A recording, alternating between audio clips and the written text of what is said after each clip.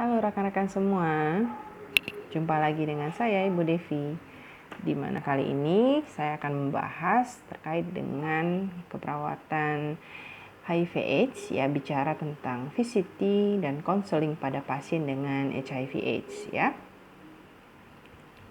Tujuan pembelajaran kita diharapkan nanti rekan-rekan mampu memahami dan menjelaskan apa sih konsep dari VCT, Voluntary Counseling and Testing, dan yang kedua adalah prinsip komunikasi konseling dengan pasien HIV/AIDS dan penyalahgunaan nafsa. Ya, kita akan sedikit singgung terkait dengan penyalahgunaan nafsa karena ada keterkaitan dengan perilaku berisiko mengalami HIV/AIDS. Latar belakangnya adalah HIV/AIDS ini mulai dikenal pada awal Januari 1986 di Indonesia, jadi cukup lama ya, di mana kasus HIV/AIDS ini disebabkan oleh perilaku yang kurang baik seperti homoseksual, heteroseksual, pengguna nafsa, tato dan tindik, serta transfusi darah, yang mana perilaku-perilaku berisiko ini bisa meningkatkan terjadinya kasus HIV/AIDS di Indonesia. Nah, dikatakan di sini pemerintah melakukan upaya ya untuk meminimalkan kasus HIV/AIDS ini dengan meminimalkan faktor perilaku beresikonya dengan melakukan yang namanya VCT ya. Nah, di hasil penelitian Titis Asriniang Tias tahun 2010 didapatkan VCT dianggap sangat bermanfaat ya bagi PSK ya, dan mampu mengubah paradigma hidup para PSK terkait dengan pentingnya kesehatan serta mampu meningkatkan kewaspadaan dan proteksi diri terhadap faktor-faktor resiko yang ada.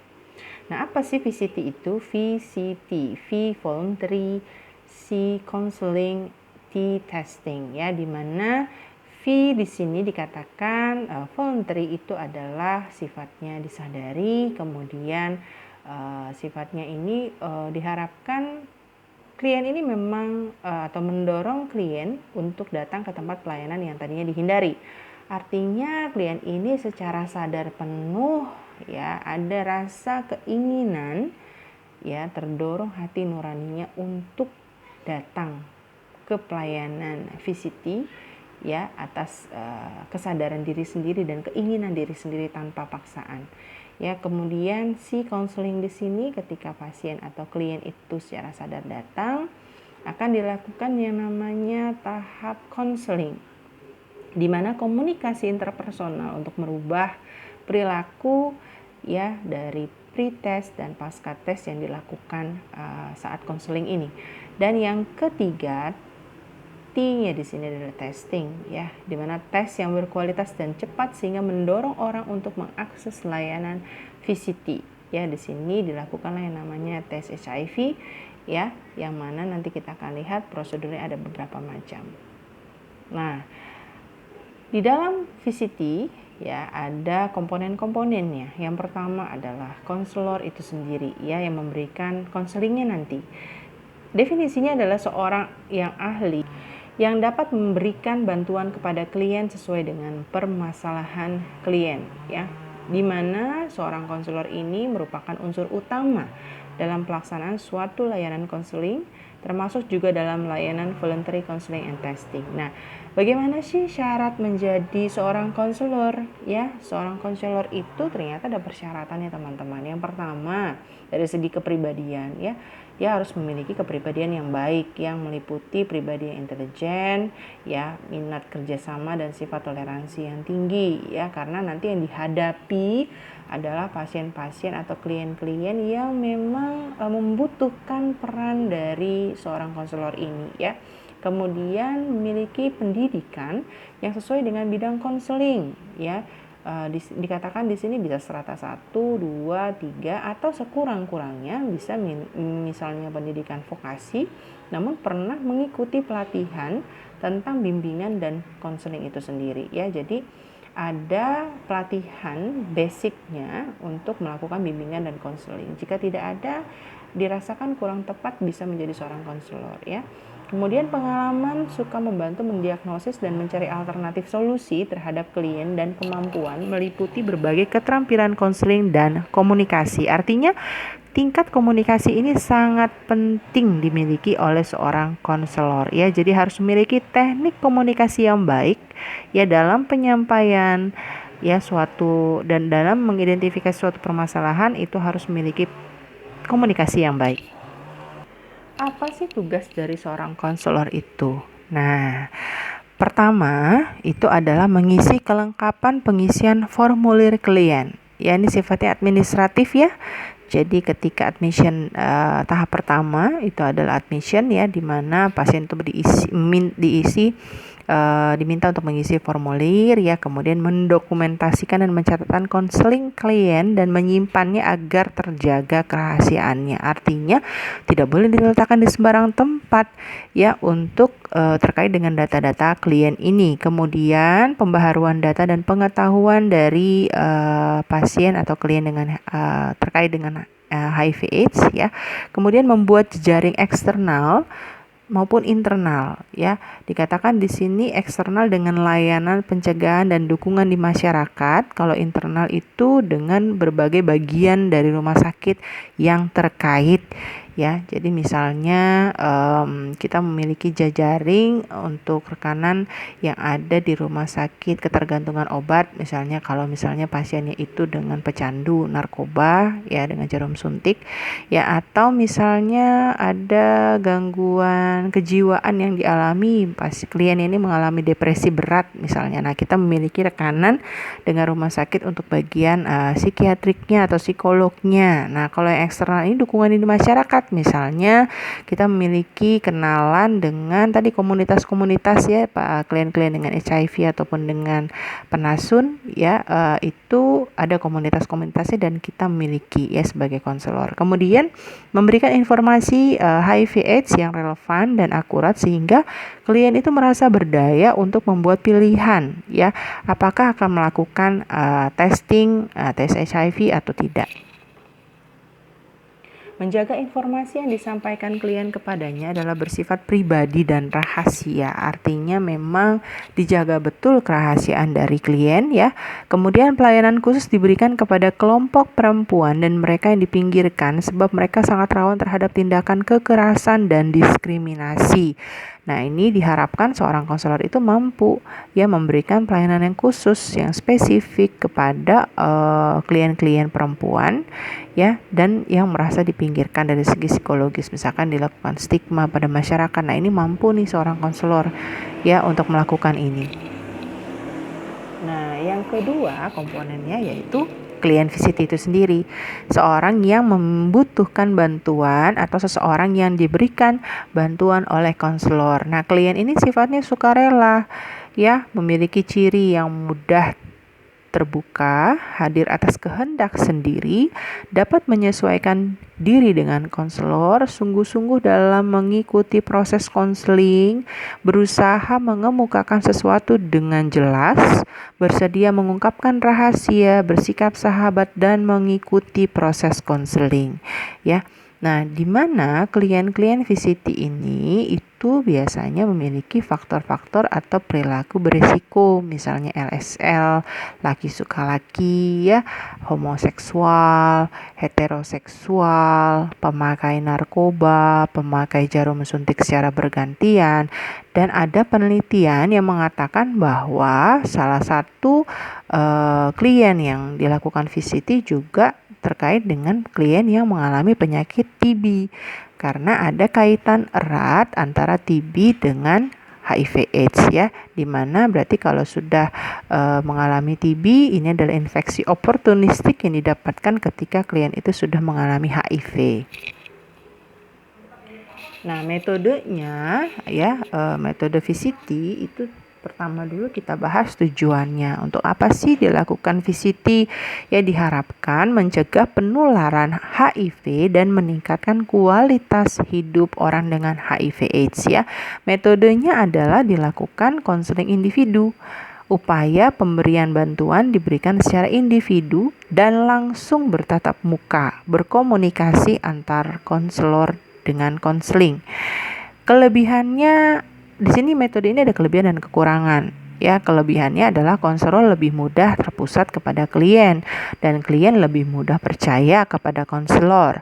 Ya, kemudian kekurangannya apa? Klien itu bisa merasa diintegrasi dengan hanya adanya konselor dan klien tanpa ada orang yang lain yang mendampingi klien. Ya, ini sebenarnya kekurangan ini bisa terjadi kalau misalkan teknik gaya komunikasi yang dilakukan oleh konselor yaitu kurang diterima ya dengan baik ya, seperti itu. Nah, teknik pendekatan yang digunakan dalam VCT ini saya dapatkan dari jurnal referensi ya, dikatakan menurut Frederick Thorne ya, ini adalah penemu pendekatan ini ya, dinamakan teknik pendekatan eklektik. Nah, pendekatan eklektik ini merupakan perpaduan teknik pendekatan direktif dan non-direktif, pendekatan secara langsung dan tidak langsung. Ya, jadi ada dua pendekatan yang digunakan dengan tujuan untuk menggantikan tingkah laku yang terlalu kompulsif. Kompulsif itu yang diulang-ulang, sering dilakukan oleh pasien, oleh klien. Ya, dan emosional dengan tingkah laku yang bercorak lebih rasional dan konstruktif ya. Jadi jelas, tidak berantakan gitu apa yang dilakukan oleh klien. Ya, artinya lebih terarah, lebih tersusun.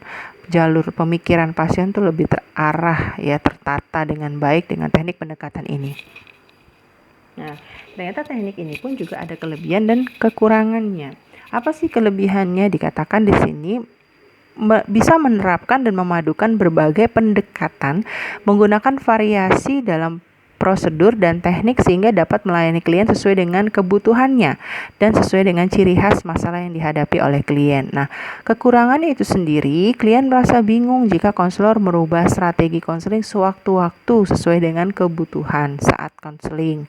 Maka dikatakan konselor dituntut untuk menguasai semua pendekatan sehingga mengerti kapan harus menerapkan pendekatan-pendekatan tersebut. Jadi bisa melakukan pendekatan secara langsung ataupun tidak langsung. Nah, ini harus pintar-pintarnya konselor nih menggunakan teknik ini.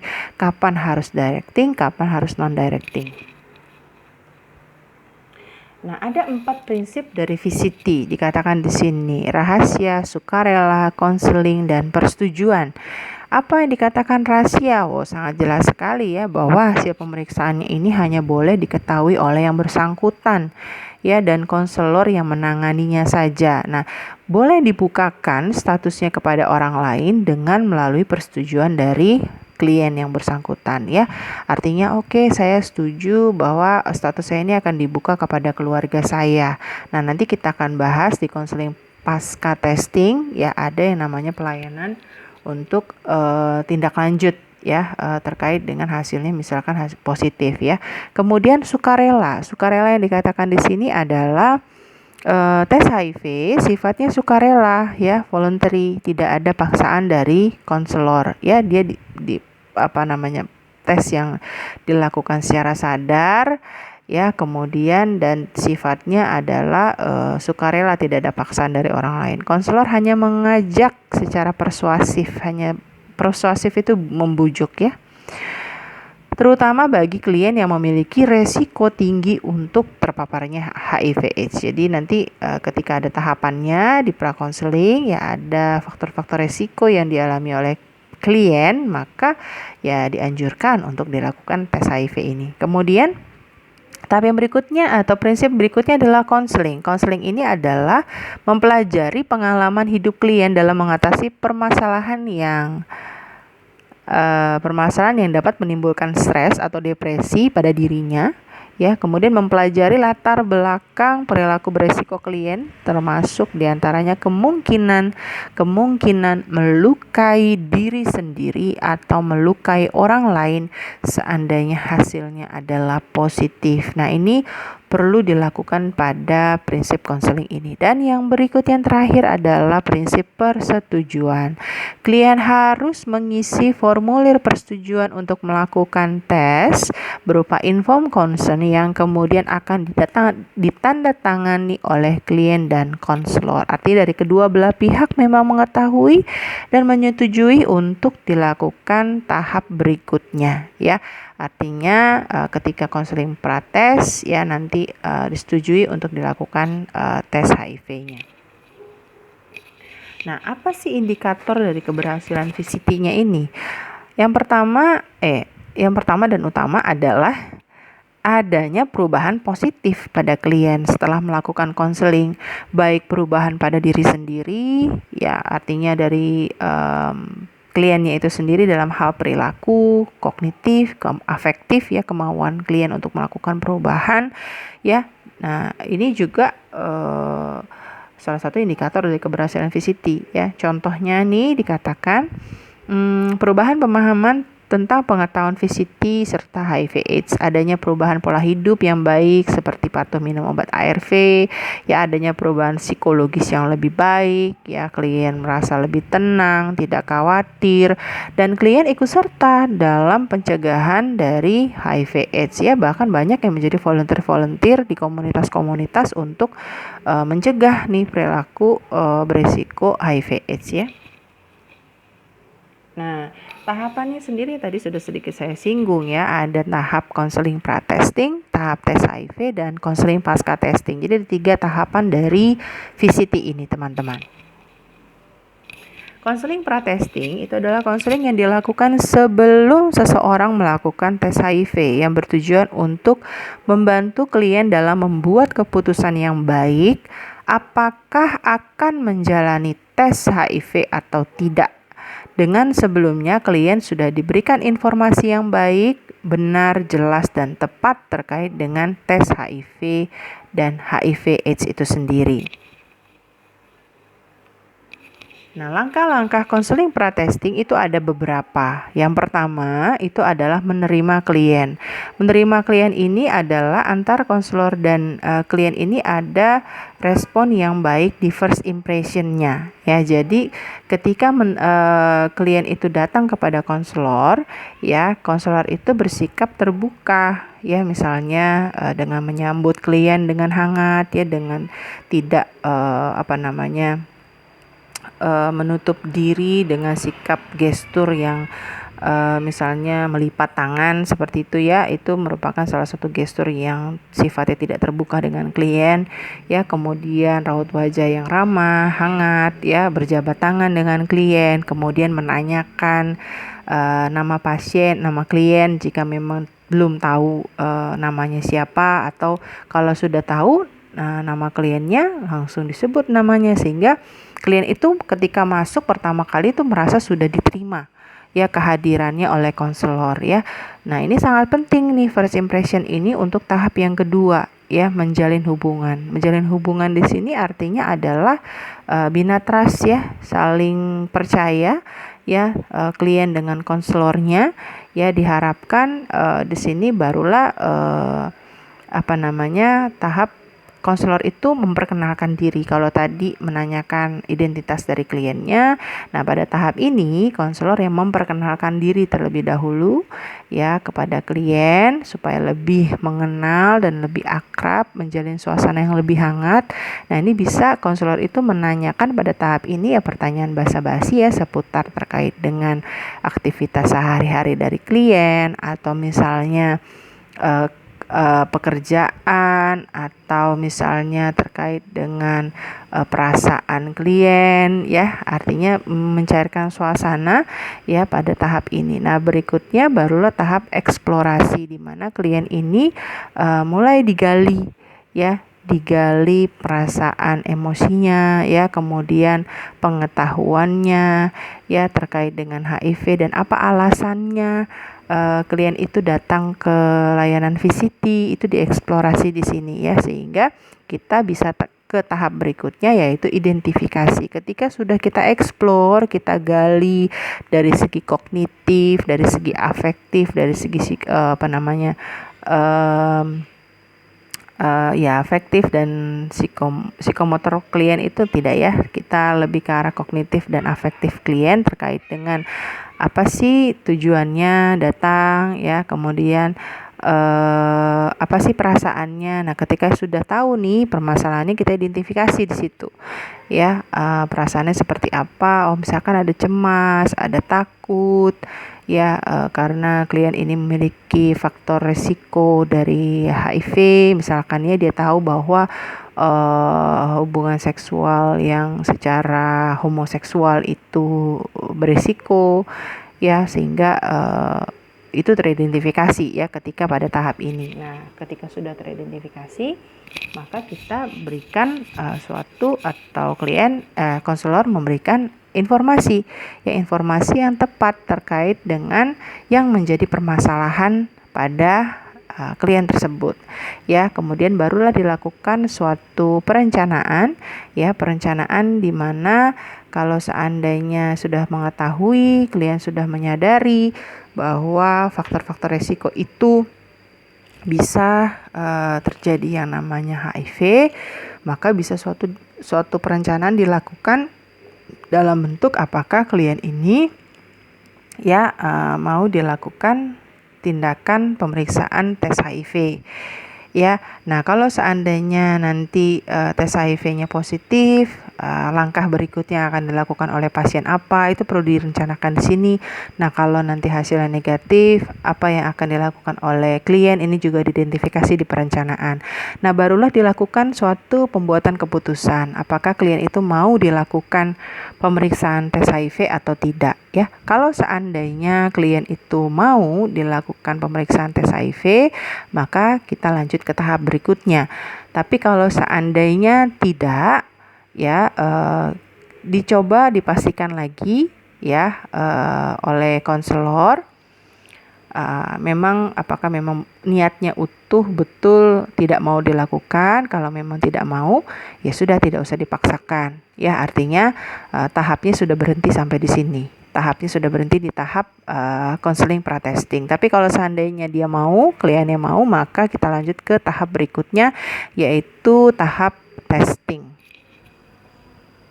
Nah, tes HIV ini dilakukan ya dengan cara ya, ada beberapa nih dikatakan ada menggunakan tes darah perifer, rapid test ya, dimana di sini hasilnya 20 menit ya sudah keluar ya. Kemudian nah, ini gambarnya seperti ini ya, dari darah perifer seperti kita tes glukosa atau misalkan dengan COVID ataupun dengan yang secara perifer ya. Kemudian di sini yang menggunakan darah dari brachialis kita, vena ya, di mana hari pemeriksaannya ini hasilnya bisa 5-10 hari ya. Nah, ini akan diperiksa nanti terkait dengan anti HIV-nya ya, untuk kita lihat apakah hasilnya nanti positif atau negatif. Nah, sebelum dilakukan tes ini, klien itu diwajibkan untuk mengisi dan menandatangani surat pernyataan atau informed consent ya. Jadi aspek legalnya ada ya, tanpa dipaksakan oleh siapapun. Secara sadar klien yang menentukan. Nah, ketika sudah dibawalah hasilnya itu, dikonsulkanlah ke konselor kembali. Kita masuk ke konseling pasca testing. Tujuannya ini adalah untuk membacakan hasil tes, membantu klien memahami dan menyesuaikan diri dengan hasil tes, baik itu positif ataupun negatif, serta memberikan informasi dan penguatan kepada klien. Ya, yang mana tahap ini sudah direncanakan pada tahap yang sebelumnya di konseling pra-testing, bahwa perencanaannya kalau misalkan positif seperti apa, negatif seperti apa, diulangi lagi di tahap ini. Ya, kemudian diberikan penguatan kepada klien. Nah, langkah-langkah konseling pasca testing itu juga ada tahap-tahapnya. Yang pertama adalah menerima klien. Jadi seperti tadi ya, bersikap terbuka, tidak melipat tangan ketika klien masuk ya ke dalam ruangan, berjabat tangan, say hello, menyapa pasien atau menyapa klien ya. Kemudian mengembangkan hubungan tadi ya, menjalin trust lagi ya, menanyakan kabar dan lain sebagainya. Baru dilakukanlah perencanaan kegiatan ya. Perencanaan kegiatan di sini diulangi lagi tahap rencana yang waktu di pra-konseling ya. Jika hasilnya positif, klien akan melakukan apa, jika hasilnya negatif, klien akan melakukan apa.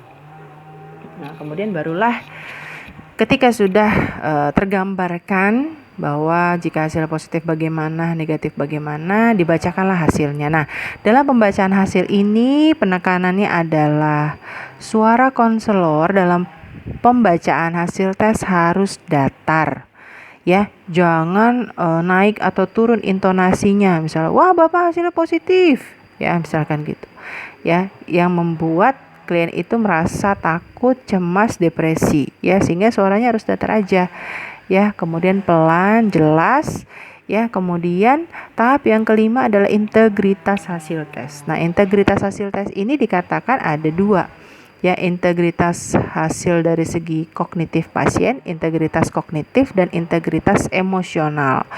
Ya, nah ketika hasilnya positif, integritas kognitif yang dilakukan adalah mengubah cara pandang klien ya, atau melihat pemahaman klien terlebih dahulu ya terkait dengan bagaimana kelanjutan kalau misalkan klien itu dengan HIV ya.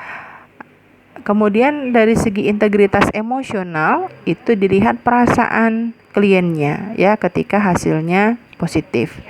Ya, jika hasilnya positif ya, atau hasilnya negatif juga kita lihat respon emosional kliennya seperti apa. Nah, yang berikutnya adalah memberikan edukasi, informasi yang tepat terkait dengan hasilnya tadi. Kalau misalkan tadi gambarannya adalah positif ya, berarti informasi yang diberikan adalah apa saja yang perlu hindari ya, perilaku-perilaku beresiko yang ada pada klien ya. Kemudian kalau terkait dengan suasana hati klien ya, berarti kita pendekatan komunikasinya ya dengan cara mendengarkan ya, tidak menceramai atau menggurui klien ya. Jadi harus bersikap terbuka kepada klien dalam memberikan informasi. Nah, sehingga kita masuk ke tahap yang ketujuh, kita berikan harapan, advokasi, motivasi, dan pemberdayaan. Dan ingat, harapan ini bukan PHP ya, harapan palsu ya untuk klien ya. Misalnya, oh HIV tenang aja Pak, ya HIV mah pasti bisa sembuh ya secara total ya. Nah, itu kan tidak mungkin. Ya, HIV itu ketika virus itu sudah masuk ke dalam tubuh, dia menyerang sel limfosit T kita, di mana dia akan melakukan replikasi, itu tidak bisa sembuh secara total. Palingan hanya menekan pertumbuhan dari virusnya saja dengan penggunaan terapi ARV dan meningkatkan imunitas klien saja. Ya, meningkatkan imunitas artinya tidak terserang penyakit-penyakit oportunistik yang bisa membawa klien itu menjadi AIDS. Ya, jadi berilah harapan yang memang realistik terjadi pada klien ya. Motivasilah ketika klien itu merasa tidak berdaya ya. Jadi harus diberikan harapan-harapan ya. Kemudian pelindung juga, advokat ya. Kalau misalkan klien merasa terstigma dan lain sebagainya, kita harus memberikan suatu perlindungan ya. Kemudian ke-8, mengidentifikasi sumber rujukan yang memadai. Nah, artinya ketika tadi klien itu kita tergali integrasi emosionalnya adalah kliennya depresi, misalnya ya, depresi berat, sehingga kita identifikasi sumber rujukan yang memadai. Nah, sumber rujukan yang memadai ini adalah tadi ketika kita sudah menguasai jejaring tadi ya, internal dan eksternal, kita lakukan ya. Misalkan dia mengalami depresi, kita rujuk ke psikiatrik atau psikolog di suatu rumah sakit gitu ya, karena kita punya kenalan atau referensi. Atau misalkan dengan pengguna narkoba, jarum suntik misalnya ya, kita rujuk ke rehab misalnya ya, rehabilitasi rumah sakit ketergantungan obat misalnya ya. Nah, itu kita rujuk. Kemudian yang ke-9, konselor melakukan layanan lanjutan. Nah, layanan lanjutan di sini ya ada